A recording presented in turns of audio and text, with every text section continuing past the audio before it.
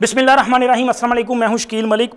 आज एक बार फिर बेंच टूट गया है और चीफ जस्टिस उमर अताब बंदयाल साहब जो हैं वो काफ़ी गुस्से में दिखाई दे रहे थे। और इसके साथ साथ दूसरा मामला आपके साथ डिस्कस करना है कि मियां नवाज शरीफ को दुबई में शाही प्रोटोकॉल मिल रहा है, माजरा क्या है और समझने वालों के लिए इसमें क्या क्या इशारे हैं। तो सबसे पहले जनाब इसी की बात करेंगे सुप्रीम कोर्ट की। सुप्रीम कोर्ट में चूंकि फौजी अदालतों में सिविलियन के ट्रायल के खिलाफ दरखास्तों की समाअत हो रही है, पहले ये 9 रुकनी बेंच था जिसपे पहले ही रोज़ जो है वो 2 जजेस ने इस बेंच को बेंच मानने से इनकार किया, यानी कि जस्टिस काजी फायज ईसा साहब जो कि नामजद चीफ जस्टिस हैं, उसके साथ दूसरे सीनियर तरीन जज हैं जस्टिस सरदार तारिक मसूद साहब। तो उन्होंने इस बेंच की तश्कील के हवाले से एतराज़ उठाया। उनका कहना था कि supreme court practice and procedure bill जो है वो मौजूद है, तो इसकी मौजूदगी में कैसे ये बेंच तश्कील दिया गया बगैर मुशावरत के, चूँकि कमेटी बननी थी ना। लेकिन उस मामले पे चूँकि चीफ जस्टिस साहब ने एक स्टे ऑर्डर जारी किया है और स्टे ऑर्डर जारी करके मामले को जो है वो तूल दी है और उसी स्टे ऑर्डर के अंदर जो है वो मामला उसी तरह वन वे ट्रैफिक की तरह चलाए जा रहे हैं। तो उन्होंने इतराज़ किया, इससे अलग नहीं हुए थे। वो कह रहे थे कि समाअत वो करना चाहते हैं लेकिन इस बेंच की तश्कील पर उनको इतराज़ है। लेकिन फिर उसके बाद चूँकि चीफ जस्टिस साहब के पास अभी तक इख्तियार है, तो उन्होंने उन 2 जजेस के अलावा 7 रुकनी बेंच कायम किया। तो पहले दिन ही जब इसकी समाअत हुई तो उसके बाद जस्टिस मंसूर अली शाह साहब ने कहा कि एक दरख्वास्त गुजार जस्टिस जवाद एस ख्वाजा साहब से उनकी करीबी अजीज़दारी है, तो अगर किसी को उन पर एतराज़ है तो अभी बता दें। उस वक्त अटार्नी जनरल साहब से पूछा गया तो किसी ने उन पर एतराज़ नहीं किया, जिसके बाद 2 दिन तक इसकी समाअत हुई। जस्टिस मंसूर अली शाह ने बहुत अहम नुकात भी उठाए, बहुत अहम सवालात भी पूछे।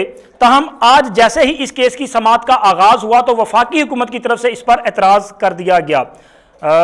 अटार्नी जनरल साहब जो हैं उन्होंने जस्टिस मंसूर अली शाह साहब पर एतराज़ किया और उन्होंने कहा कि जी वो ज़ाती तौर पर यानी कि बतौर अटार्नी जनरल तो उन्हें कोई एतराज़ नहीं है, लेकिन चूँकि आपने वफाकी हुकूमत को नोटिस जारी किया था तो वफाकी हुकूमत ने जस्टिस मंसूर अली शाह साहब पर एतराज़ किया है कि वो दरख्वास्त गुजार के अजीज़ हैं, तो लिहाजा उन्हें बेंच में नहीं बैठना चाहिए। इस इतराज़ के बाद कमरा अदालत में जो है वो एक हैजानी कैफियत पैदा हुई, पिन ड्रॉप साइलेंट था और इसके साथ साथ चीफ जस्टिस साहब जो हैं वो काफ़ी गुस्से में नज़र आ रहे थे और वो मतलब अनएक्सपेक्टेड था उनके लिए कि ये अचानक क्यों हुआ, चूँकि एक दिन बाकी है, कल आखिरी वर्किंग डे है और चीफ जस्टिस साहब जो हैं वो पहले दिन से ये चाह रहे हैं कि इस केस पर जो फौरी जल्दबाजी में जो है वो फैसला सुना दिया जाए। लेकिन बेंच टूटा और इस दौरान भी चीफ जस्टिस साहब ने कहा कि आप किस तरह से एतराज़ उठा सकते हैं, तो उन्होंने कहा जी मैं नहीं, वफाकी हुकूमत एतराज़ उठा रही है। तो इसके साथ साथ उन्होंने चीफ जस्टिस साहब जो हैं उन्होंने वहाँ पे जो मामला चल रहे थे उस पर गुस्से में और बहुत सारे इशारे भी दिए। एक तो उन्होंने कहा कि जी हम जो फैसला करते हैं ना उस पर अमल दरामद जो है वो अखलाकी तौर पे अमल दरामद उस पर करना जो होता है, तो हमारे पास कोई छड़ी तो है नहीं। अब ये इशारा छड़ी वालों पर था, छड़ी किनके पास है वो आप भी जानते हैं। तो इसके बाद उन्होंने एक मौके पर यह भी कहा कि वैसे छड़ी वालों के पास छड़ी है लेकिन उनके पास जो अखलाकी अथॉरिटी है वो नहीं होती। तो अब चीफ साहब की तरफ से ये जो कहना है, मैं सोच रहा था कि चीफ साहब ने जब ये सवाल उठाया तो डेफिनेटली उनको ये भी तो याद होगा कि जब उनके इख्तियारात का मामला आता है, supreme court practice and procedure bill का मामला था, तो ये बराह रास्त उनके इख्तियारात थे ना।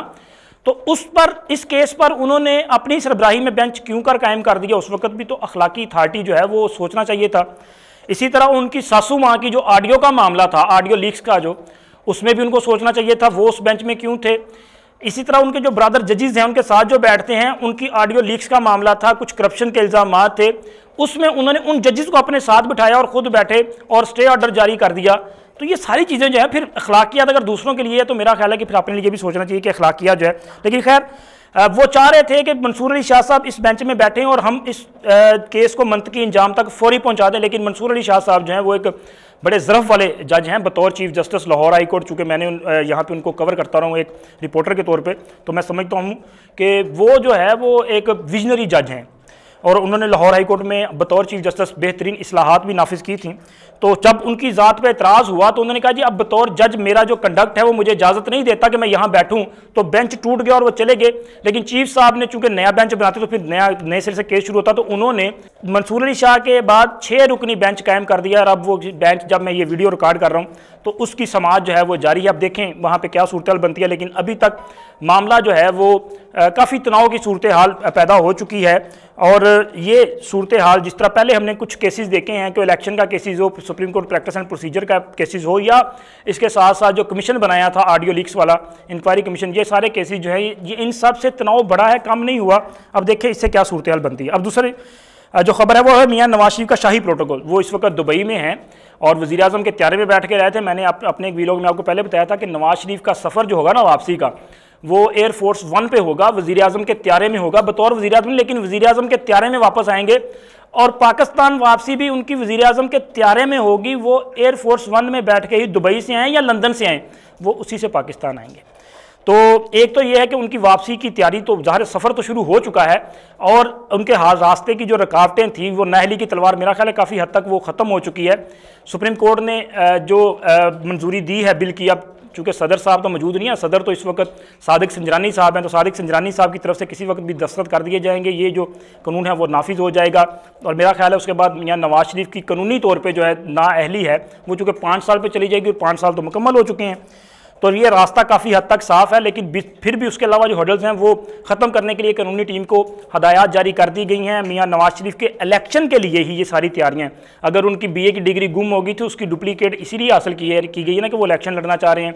उनके जो टैक्स के मामलात हैं उनको क्लियर किया जा रहा है, उनके ड्यूज़ जो हैं मुख्तलिफ वो सारे क्लियर किए जा रहे हैं, उनके साजात जो हैं उनकी डिटेल्स जो है वो कंपाइल की जा रही है। सारी सूरत, चूँकि आपने अगर कल इलेक्शन लड़ना है तो फिर आपको ये सारी चीज़ें जो हैं वो क्लियर चाहिए और उसके लिए आपको ये ज़रूरी है, तो इसलिए किया जा रहा है। बात करनी है दुबई की, तो दुबई में जनाब उनको जो शाही प्रोटोकॉल मिल रहा है, अब ये बहुत सारे लोगों के लिए जो है इशारा है कि जनाब आगे क्या होने जा रहा है। तो इसका मतलब ये है कि वहाँ पे मियां नवाज शरीफ को शाही प्रोटोकॉल मिलना, वो शाही मेहमान के तौर पे उनको ट्रीट करना, और वहाँ पे उनकी वो जो मुलाकातें हैं वो बता रही हैं कि ये फ्यूचर के प्लान मुरतब किए जा रहे हैं। वो इस तरह मुलाकातें कर रहे हैं, इस तरह से प्लान वहाँ पे बनाए जा रहे हैं। बिजनेस जो टाइकॉन्स हैं उनसे मुलाकातें हो रही हैं, मल्टीनेशनल कंपनियों के जो नुमाइंदगान हैं उनसे मुलाकातें भी हो रही हैं, अहम जो बैन अल-अक़वामी शख्सियात हैं उनसे मुलाकातें हो रही हैं।